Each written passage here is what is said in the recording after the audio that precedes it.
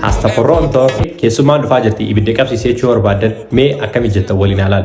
Inni jalqabaa keessumaan dhufaa jirti jechaan the guests are coming.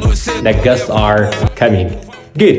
Inni ta'an immoo qoraan qopheesse. Qoraan maal jedhama?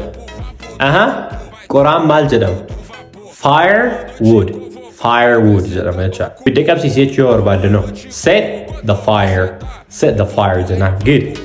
Mee amma waan daleedha maraa geessanii ibidda kana dhaamsuu barbaadan waan rafaa jirtaniif. Mee bifa kamiin nama dhaamsa jechuu ni dandeettan? Put out the fire. Put out the fire. Isa dhumaa kana mee ani isin haa gaafadhu.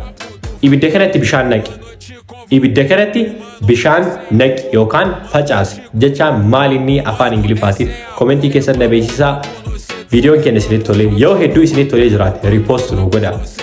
Yoo jiddu galeessa isinitti tole immoo koppii linkii yeroo 5 nu godhaati akka hiriyoottan keessan bira ga'u nu godha. Guyyaa gaarii isiniif haa ta'u. Hasta pronto.